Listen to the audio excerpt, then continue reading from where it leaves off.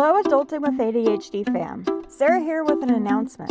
This summer, we're hitting replay on some of our all-time favorite episodes. And as always, if you want to catch them all, visit patreon.com/adultingwithadhd. The Adulting with ADHD podcast is not a substitute for medical advice. Please see a medical professional if you think you have ADHD or if you have questions about your current treatment.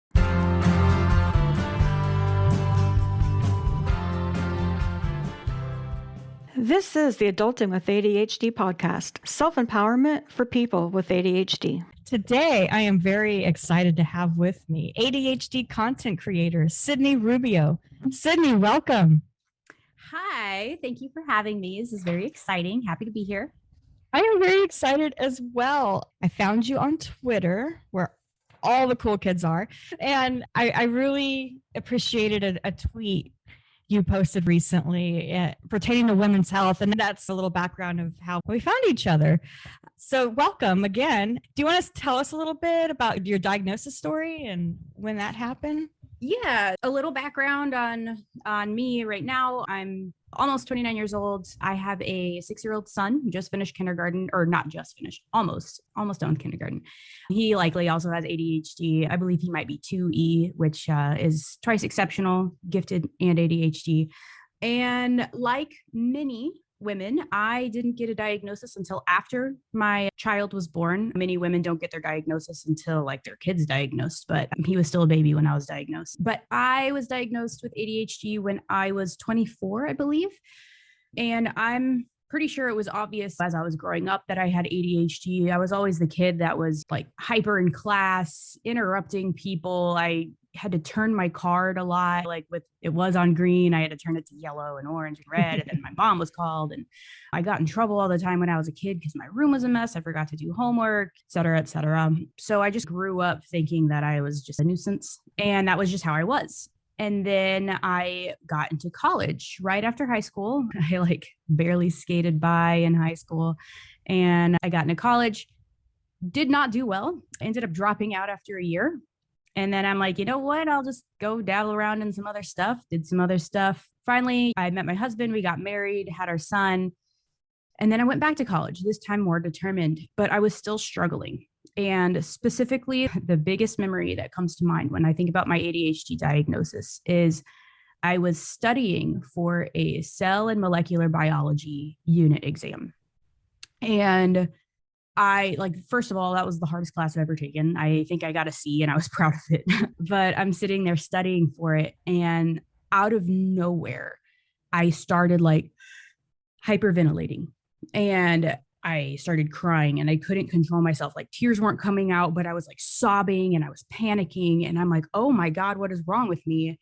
And so I called a psychiatrist's office, and the nurse answered the phone. Hi, how can I? I'm like, I need help. Like I was crying into the phone. Yeah. Ended up talking to this doctor when I finally got in about this panic attack, and how I also am pretty sure that I have ADHD, because that is where the problems come from, is because I'm sitting in class and I'm trying to pay attention in this difficult class. And instead of listening, I know I should be, I start staring at the periodic table and like trying to figure out what words I can make out of it. And 30 minutes later, my professor's like, all right, sound good. Don't forget any of that. And I'm like, okay, I wasn't even paying attention. Oh, wow. Yeah. So I knew that then in college that there was something. Turns out I was like many women, first diagnosed with anxiety and depression. Yes. And I noticed some improvements. So that was likely there. However, I was still struggling with motivation and just a brain fog, low energy, can't focus for the life of me. And I went back to the psychiatrist. I was like, look, dude, please I need to talk to someone about the possibility that this could be a thing. Turns out he didn't believe in ADHD, apparently. Oh, that's cool. He was like, but yeah, I'll give you drugs. Like he was not the greatest. Wow. But I ended up getting medication, and I took it, I think the next day. I'll tell you what, it has changed my life. It has changed how I am at home. I ended up making the dean's list my last semester in college before graduating. I'm more patient with my son now. I help around the house more. So yeah, that's a little bit about like what it was like before and through my diagnosis process. And now it's been 5 years and I'm living my best life, I think. Yes, this sounds so familiar. And you touched a bit on what we're going to talk about more, which is gender bias and how Right. it can really impact us in our ADHD treatment. How have you personally experienced this? Like I mentioned, a lot of it could have been addressed sooner in my life. If there wasn't like nobody like went directly up to me and is, you're a woman, you can't have ADHD. But Right. it was more indirect. And I think that's something that a lot of, if not most or all women, and not just women, non-binary and the trans community as well. Like it's just the medical research focuses on men. The diagnostic criteria is based on the research that they've observed when men have ADHD, or more specifically, 9-year-old little boys. Because that's focused on there, it indirectly impacted me by instead of a teacher or my parents being like, hey, maybe Sydney has ADHD. They were like, why are you so loud? You need to sit still. Why your sister's being quiet? Why can't you be quiet? So, that in my childhood. And then treatment wise, I experienced it also indirectly. I know there are people out there that experience it more in a direct, in your face way. But treatment wise, last year I was pregnant, and when I was pregnant with my son, I hadn't been diagnosed yet. But when I was pregnant last year, I was like, okay, so I'm still taking this medication. Is it more dangerous to just quit cold turkey? Or should I just taper down? Should I keep taking it? Should I switch? I didn't know. And I tried to look online for information, tried to talk to doctors. The big thing is nobody knows. Nobody has any clue how medication would affect pregnant women, because people don't touch pregnant women. Right. And I understand there's health risks, but it's more of a risk, in my opinion, to not know. And then all these people are like, I don't know what to do. And then, so yeah, that's like my personal indirect experience with that. Absolutely. You covered my next question, which was how this all happens in medical research. And that's a really good point. Like, it's not overt. It's not like this big flashing sign that, hey, we're being screwed here, but man, boy, is it happening. And thank you so much for sharing your story. Hi there, it's Sarah again. Hope you are enjoying the replay. I'm thrilled to announce a new tier for the show, Friends of the Show. This exclusive Patreon tier offers some sweet perks for those who want to show extra support and also get their name out there. To get started, visit patreon.com/adultingwithadhd. Please note that some restrictions apply. So as a patient, even if it may not be our responsibility, how can we become more astute researchers when we're trying to, advocate for our health, given that there's not a lot of research out there? First of all, I was in research. I was in science for a while. I had graduated with a degree in biomedical science and chemistry, and I had started on a master's in genetics and microbiology, but life events prevented that. Last year, I got super close to defending. But so I have a pretty strong science background. So when I see articles about ADHD, one of the first things I do is I try to find the medical research that they're talking about. So if I'm reading it in an Attitude magazine or another blog or whatever, I'm like, okay, so what are these people talking about? That's the first thing people can do is, if there's no link, write to the editor, ask for a link. Like, hey, could you post the link on this blog? I would love to know like where this research came from. And then once you have your hands on the article, by the way, you can go to PubMed.gov or Google Scholar, and you can find papers there, sometimes for free, sometimes not. It's science. But you find these articles, these actual scientific articles. The first thing you should do is check the publication year. What year was this even published? This goes for anything, not just things like regarding women. Check that publication year, because if it was written right now, we're recording this in 2022. If it was anything before 2017, honestly, I'm like, there's been research since then. And what was the other thing? Oh, check the study cohorts. So cohorts, that just means a group of people that were studied by the researchers. And you can find that in sometimes the abstract, which is like the first part of like a science paper, but often you'll have to flip through and look at their methods. So papers are organized by like abstract, introduction, methods and materials, results, discussion. So you're going to want to flip through, find those methods. Sometimes they're stuck in the back too. And check out those cohorts. First of all, first thing you should look for, were women included?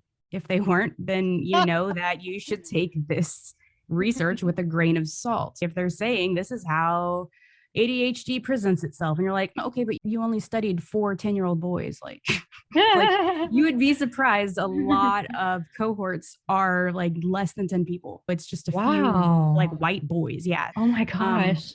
I thought that was a joke. You really are being serious here. I'm being 100% serious. Wow. Yeah, so I always do that with any type of research, any types of claims, but those are 2 really big things to look for. Like, first of all, were women included, and then check out the parameters of these people that they're studying. So yeah, just be aware of the research that you're consuming, I guess would be my biggest tip. Don't look at it and be like, oh, only 10 people were studied. This is a bunch of malarkey, and just ignore it. No, there's probably some truth behind it, but it's good to just be aware. Were women involved? Yeah. Yes or no? So that's fantastic advice. Thank you so much for sharing that. Mm-hmm. So tell us about the work you do with Inflow. We talked a little bit about this offline. So let's see. After I ended up not finishing my master's degree, which thank God, honestly, I would be in a research lab right now, and now I'm doing what I love. I didn't finish that. And then I ended up trying to expand more of my online presence. I've been an ADHD advocate and content creator for a couple of years now. And I have my Twitter account, and then I also have a YouTube channel, which I haven't posted in a while because I have a big girl job now. But I was posting stuff on there, and it got people's attention. I guess it got the attention of a co-founder of Inflow, and they reached out to me on LinkedIn, and they're like, hey, we would love to interview you for this position. We're hiring for a content marketing manager person, runs the blogs, runs our social media, hires freelancers, etc. And I was like, oh, okay, sure. Yeah, I'll interview. And it was just like super casual. I didn't realize it was like for a full-time job. And then I ended up getting it. Yeah. So they're based in the UK. And I live in, unfortunately, the Midwest in the USA. Lots of cornfields. But so they're in the UK, and they started this company, I think 2 years ago, the idea was born. But last year they launched the app in like May 21, I think. And basically what it is, it's an AD management app, and it consists of modules of like any topic you can think of that's ADHD related. So there's like some on like procrastination, impulsivity. There's some on women and ADHD. There's rejection sensitive dysphoria, which is a topic I really like talking about. Good one. It's not talked about enough. Yeah. And so basically there's just all these modules. It's audio. And so think of like short podcasts, like, and each module is 1 day, or not 1 day. There's 5 to 7 days per module, and you learn things. There's transcription for people that don't want to listen to it and just want to read it. And basically it's like cognitive behavioral therapy based, and it helps you learn more about yourself, your ADHD. You can do journal entries. There's accountability coaching that checks in with you, make sure you're doing the stuff that you said you were going to do. So yeah, some people find it overwhelming. Some people find it expensive, which is fair. Sorry, my calendar keeps making noises. But I like it because it's cheaper than therapy. And that's fair. I still go to therapy. Don't get me wrong. But yeah, we're still growing. We're dropping modules all the time.